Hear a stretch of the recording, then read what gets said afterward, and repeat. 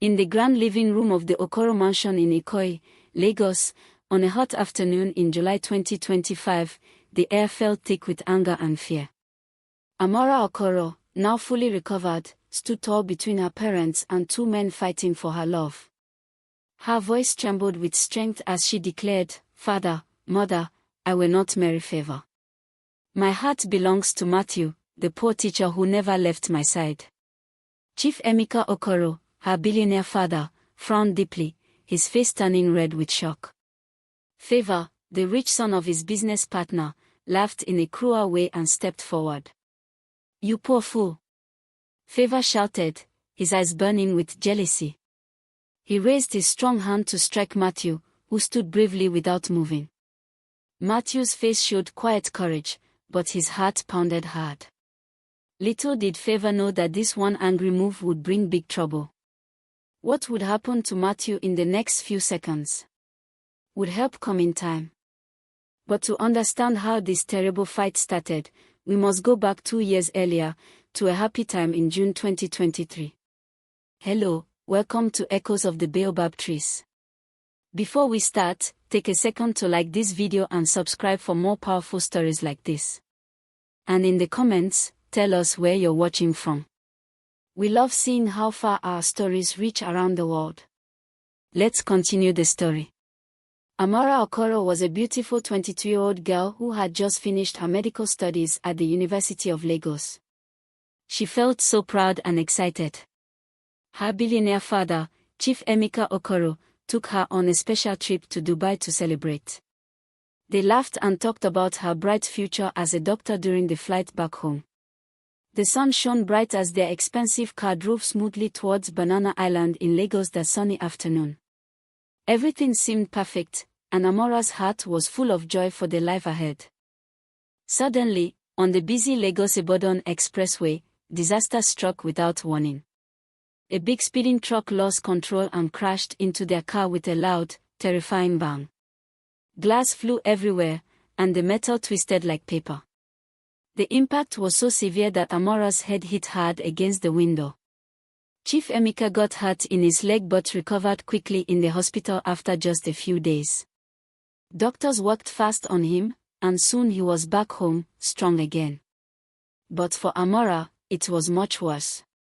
She fell into a deep, silent coma that would last for 2 long, painful years. Her family prayed every day, but she lay still in her hospital bed, machines beeping softly around her. At the private hospital on Banana Island in Lagos, the days turned into weeks and then months. Chief Emeka visited sometimes, but his busy business life kept him away. Before the accident, 2 men had been seeking Amara's hand in marriage. One was Favour, the rich young man whose father was Chief Emeka's close business partner. They were rich together and planned big deals. The other was Matthew, a humble mathematics teacher in a secondary school in Surulere, Lagos. He was poor but kind, with a good heart that shone like gold. Only Matthew showed true care during those dark 2 years. Every single day after teaching his students, no matter the rain or heat, he rode his old motorcycle to the hospital. He sat quietly by Amara's bedside, showing his deep affection in ways that touched everyone's heart. The nurses whispered about his loyalty, and even the doctors were amazed. Favour came only once or twice at the beginning, then stopped because his rich life called him away to parties and travels. Matthew's love stayed strong and steady, like a light in the darkness. The first way Matthew showed his affection was with his daily visits that never stopped. He would hold Amara's still hand gently in his warm palms and talk to her for hours after school. "Amara, my dear, wake up soon," he would say softly, his voice full of hope and love. "We will build a simple happy life together, full of laughter and dreams." His eyes stayed fixed on her peaceful face, and he refused to give up even when weeks turned to months. This dedication made the nurses smile and pray for a miracle. The second way Matthew poured out his love was through his tears of true sorrow. One quiet evening in the hospital room, with the lights dim and the city sounds far away, Matthew could not hold back anymore. Tears rolled down his cheeks like rain as he knelt beside her bed. "Please, Amara, come back to me, he sobbed, his shoulders shaking hard with pain. I cannot live without you. My heart breaks every day you sleep like this. The nurses felt tears in their own eyes watching him cry so openly, his pure affection filling the room with emotion. The third way Matthew demonstrated his affection came with small, thoughtful gifts that brought color to the white hospital walls.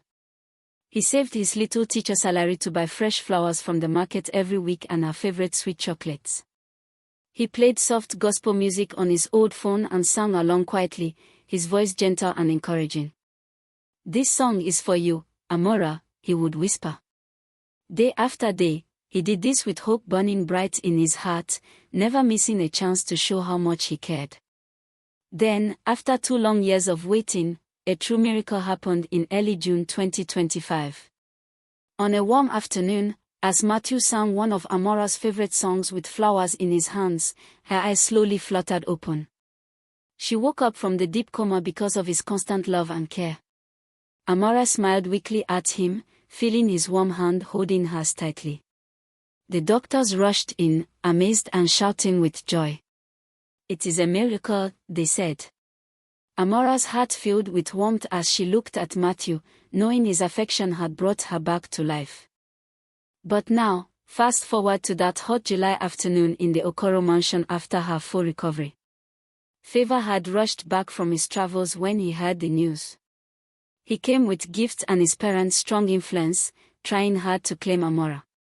Chief Emeka and his wife pushed her strongly, saying, "You must marry Favour, my daughter. He is rich and from our world." Amara refused with fire in her eyes and stood firmly with Matthew by her side. Big issues started in the family, with loud arguments and tears. Favour grew more jealous and angry. Then the extreme event happened right there. Favour secretly called some rough men on his phone and hired them to go harm Matthew at his school the very next morning. As the bad men waited outside the school gates with evil plans in the shadows, a secret call reached the police station. Trouble was about to explode. The rough men hired by Favour waited like hungry lions outside the gates of Community Secondary School in Surulere, Lagos, early that Monday morning in July 2025. Their eyes were cold as they watched Matthew finish his mathematics lesson and step out smiling, still thinking about Amara. Suddenly, they rushed forward with sticks and iron rods raised high. "This is from Favour," one shouted. Matthew's heart jumped with fear, but he stood brave. Just as the first blow was about to land, loud sirens screamed through the air. Police vans burst into the compound. Officers jumped out and grabbed the attackers. "You are under arrest," they yelled. Favour's evil plan had failed in the most shocking way. But what would happen to Favour himself now that the police had caught his men? Would the truth come out and destroy everything? Matthew breathed fast, his legs shaking as the police took the rough men away in handcuffs. The school children peeped from the windows with wide eyes. One teacher ran to Matthew and held his shoulder. "Are you okay, my brother?" he asked.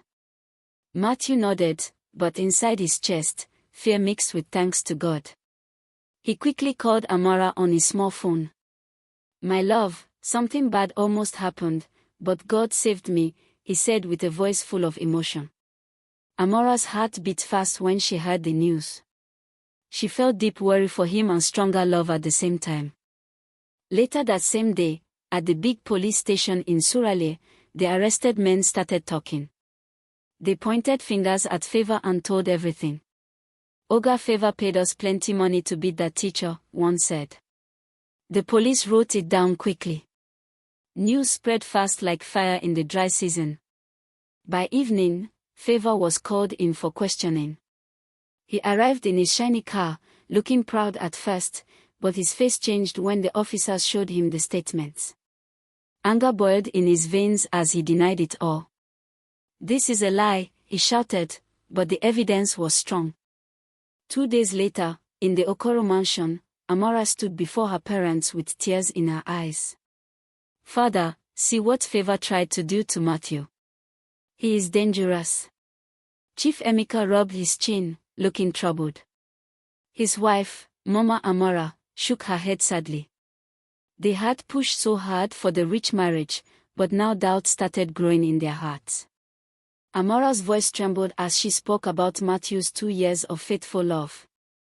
He cried by my bed, brought flowers, and sang to me every day. That is true love, not money. Her parents listened quietly, their faces showing mixed feelings of shock and regret. Meanwhile, Matthew visited Amara at the mansion that evening. They sat together in the garden under the mango tree. He held her hands gently and said softly, "I am not afraid, my dear. God is with us." Amara smiled through her tears, feeling safe with him. Their love felt warm and real. But little did they know that Favour was already making new plans in his big house in Victoria Island. Jealousy burned hotter in his chest like fire. 1 week passed. The police investigation grew bigger. On a rainy Thursday afternoon, Favour was arrested right in front of his father's office in Ikoi. Handcuffs clicked on his wrist as officers led him to the van. "This is for 2 years, just like the time Amara suffered in Coma," one officer said firmly. Favour's face turned pale with fear and shame. His rich father tried to use money and connections, but the case was too clear. News cameras flashed, and people in Lagos whispered about the billionaire's son going to jail. Back at the hospital where Amara had woken up, the same kind nurses heard the story and clapped with joy. "That poor teacher won with love," they said. Amara visited Matthew's small flat in Suralaya. She saw how simply he lived, one room, old furniture, but full of books and smiles. Her heart melted even more. "I choose you, Matthew," she whispered, hugging him tight. For a moment, everything felt peaceful and sweet, like a calm river after storm. Chief Emeka called a family meeting in the living room that weekend. His voice was serious. "My daughter, this matter with Favour has opened my eyes. But our family name and wealth, what will people say?" Amara stood firm, her eyes shining with courage. "Father, love is greater than money. Matthew brought me back from the dead with his tears and care." Mama Amara wiped her eyes, feeling torn between old promises and new truth. The room grew quiet as emotions filled the air. Favour sat in the cold police cell, thinking about his mistakes. His 2 years in prison would start soon, matching the exact time Amara had spent in Coma. He regretted hiring those men, but anger still hid in his heart. "I will not lose her," he whispered to himself in the dark. Outside, the city of Lagos moved on, but for these families, big changes were coming. Then came the most shocking turning point. Late that Sunday night in July 2025, Chief Emeka received a secret phone call from Favour's powerful father. The voice on the other end was angry and threatening. "If your daughter does not marry my son, our business partnership will end, and I will make sure you lose everything." Chief Emeka's hands shook as he dropped the phone. His face turned grey with fear. What would he do now? Would he force Amara again, or would he finally stand for true love? The biggest decision of his life was about to break everything apart, and no one knew what would happen next. Let's stay tuned for part 2. Thank you for watching. Don't forget to like this video. Subscribe to the channel, and turn on the notification bell so you never miss the next powerful story. Trust me, the next story is even more shocking. See you in the next.